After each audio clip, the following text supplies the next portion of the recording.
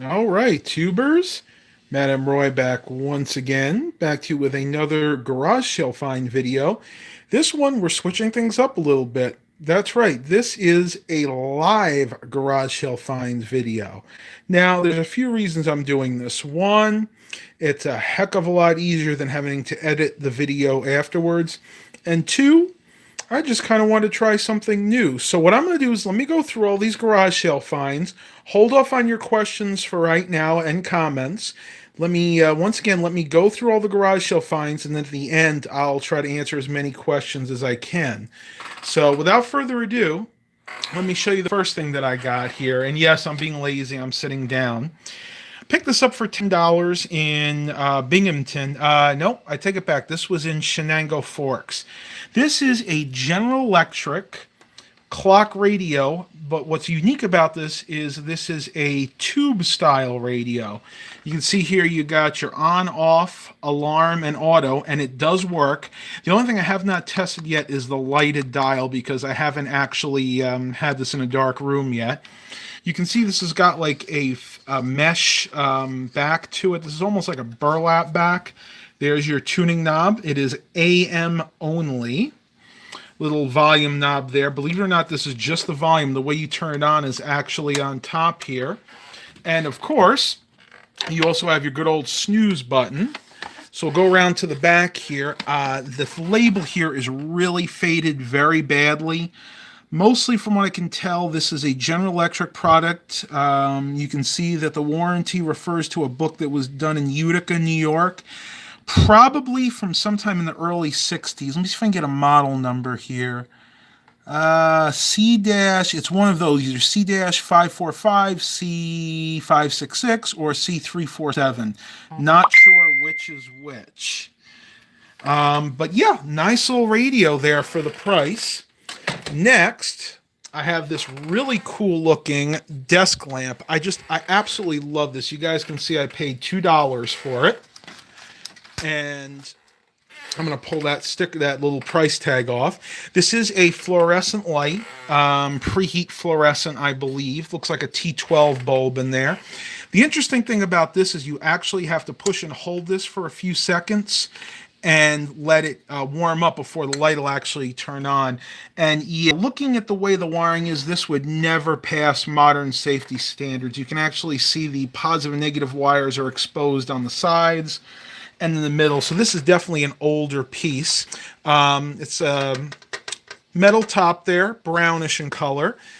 This is plastic. This may even be Bakelite. It feels like Bakelite. Turning it over here, we have a model number. It is model number FS 1500, 120 volts, 60 hertz with a 15 watt bulb. K&G light, made in Taiwan. So wow, this is actually a Chinese made light, which means it's probably not as old as I originally thought, but still a very, very cool light nonetheless. Next, as you can see, I did pick this up for free. This is a Dell monitor. I'm not exactly sure what model it is. Let me stand up because this chair is absolutely driving me crazy. It's probably a 17 or a 19 inch. Let me see if I can get any model numbers here. It does work. It's a VGA only, and it is model number E. Okay, you guys can see it right there. It's, if it'll focus, E193FP, I think that is. Yeah, FPP. So it is indeed a 19-inch monitor. Originally, I thought it was a 17-inch, probably from the mid-2000s. But again, not a bad monitor at all. Mom's just coming in. She's doing some trimming. We'll take a minute to say hi to Mom. She's nice and sweaty right now, so it won't take too long, take too much of her time, I should say. Next, let's go ahead and get into this bag here. Got a whole bunch of media from this one garage sale. I'm going to pull it all out so you guys can see. First thing I picked up is Christmas with the Chipmunks, and you guys know I love anything Alvin and the Chipmunks related. Got that for 10 cents. Next, I picked up Christmas with the California Raisins. And if you guys don't know what the California Raisins are, make sure you go ahead and Google that because they had some really cool hits back in the day, mainly for commercials promoting California-grown raisins. One more cassette here, and I actually have this one, but for 10 cents, I figured get another copy of it, is Christmas Comedy Classics, which has such favorites as Grandma's Got Run Over by a Reindeer, I Can't Wait Till Quithmouth Day, and Green Christmas, which is a really funny one about Scrooge, Ebenezer Scrooge, working in a managerial fashion. Next, picked up a few PlayStation 1 games. We have Need for Speed V Rally, ATV Quad Power Racing, Gran Turismo 2, and all these are in there and complete with manuals if they came with them originally. And the Wheelman is back in Driver 2. Next here, actually last but not least from this garage sale, picked up one of these Micronta, at least this one's branded Micronta, clocks. This is like just one of those basic alarm clocks, but the reason I wanted it, this is so easy to see, especially in bright light. This has a very, very bright fluorescent, I forget what this is. I think this is a fluorescent, or no, this is an LED backlit on here. You can see that it's made by Macronta, supposedly, catalog number 63-754, which means this was probably sold in the actual catalog, maybe by Sears, could have been Radio Shack, even J.C. Penney actually sold these back in the day. And guess what, tubers? I just answered my own question. This was indeed a Radio Shack item. You can see it says custom manufacturer in Hong Kong for Radio Shack, a division of Tandy Corporation. So yes, that one was definitely made by Radio Shack. And not looking at what all these prices said, I got everything you see here minus the lamp for $5. So basically what I did is I took this whole bundle up to the lady. I said, look, I know these are marked, and they came out to about $7. I said, I'll give you $5 for the bundle. She was like, awesome. So great prices. Don't be afraid to haggle at garage sales. They actually expect you to do that, and they'll respect you for it, actually. They expect it and respect it. All right, moving on. I picked up one of these Garmin Gecko 101s. This is a very old personal GPS. I got this one for $3. It is not new in box, as the box would suggest. It has been used, but it's been used very lightly. The reason I picked this up was I was watching Craigslist Hunter the other day, and he picked up something very similar to this, and I know that these are still going for some good money online. Just some key features: stores 250 waypoints with symbols, automatic track log lets you retrace your path, and a few other things. Basically what this is for is if you're like a hiker or maybe a outdoorsman, this is a GPS you can take with you, and it'll help you find your way basically back to civilization if you're out in the middle of the woods somewhere, and like me, you would probably get lost without it. Next, at the same garage sale, picked up a Fitbit Zip wireless activity tracker. They had this marked 15. I bargained them down to 10, and it does work. The lady said she only used it a few times.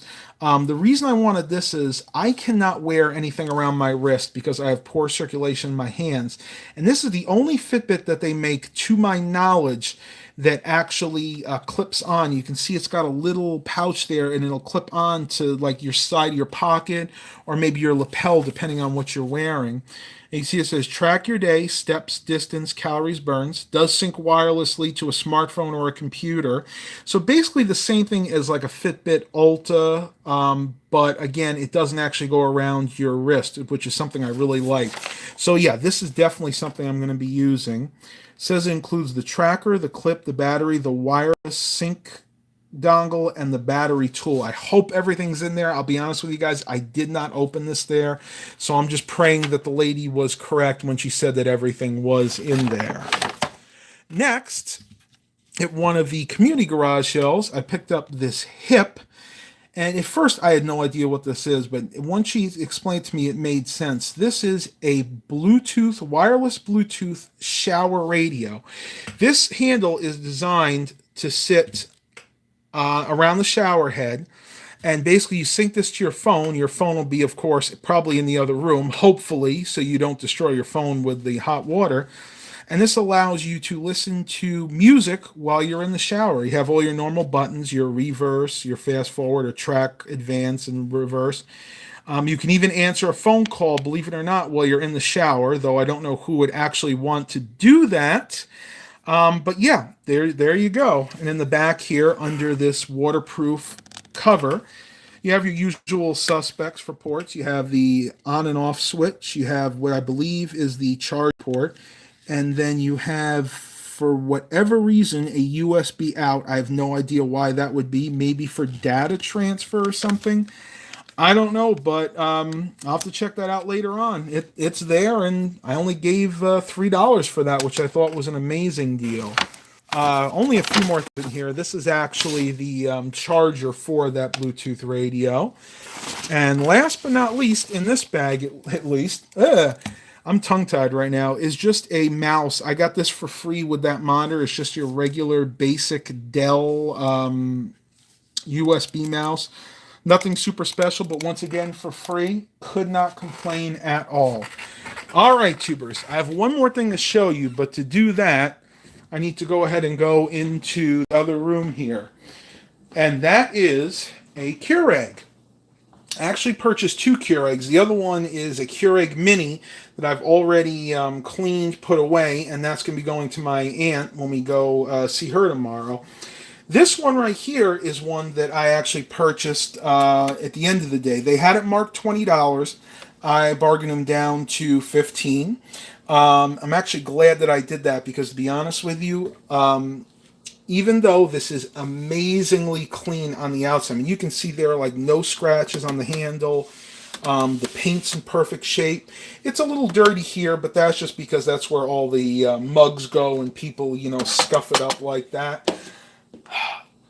Taking into account all outward appearances, this was actually pretty dirty inside. And I actually spent about an hour running vinegar through this, white distilled vinegar, and I was finally able to get it working properly. But yeah, when I looked in here originally, I opened the reservoir here and I looked down. You could see all the hard water buildup. And I should have known that because the water in this area does tend to be on the hard side. But I will show you that it is functioning properly. Let me go grab a mug here. And I'll go ahead and just run a test through it there. Pump's a little on the noisy side, but that's normal for some of these.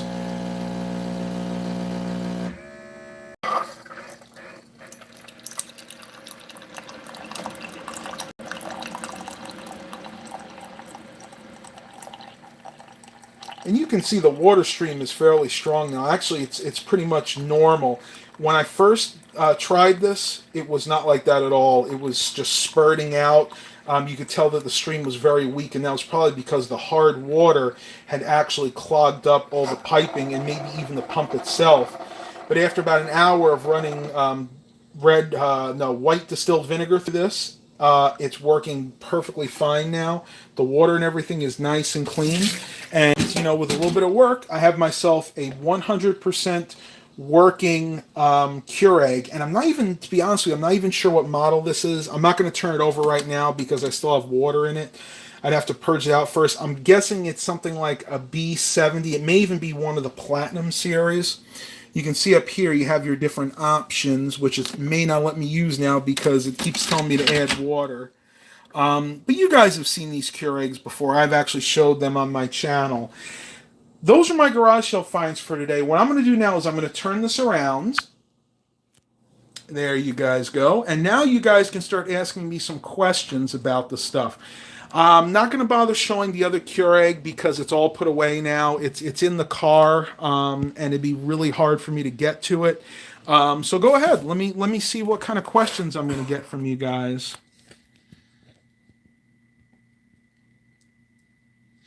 Eric Brunhammer says, kind of, sort of able to watch this one. Hey, that's fine. If you can come and watch it, absolutely.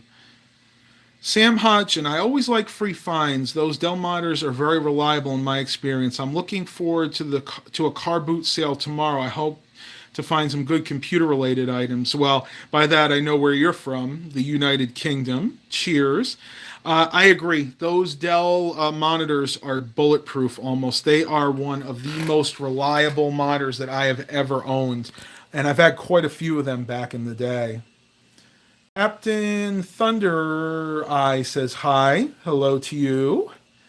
You guys can start asking me some more questions. I realize this may not be the best live stream. This is just experimenting right now. I wanted to see how this would work, if it would work live. And again, the reason I did this live is mainly because of laziness. I just did not feel like editing up a video tonight.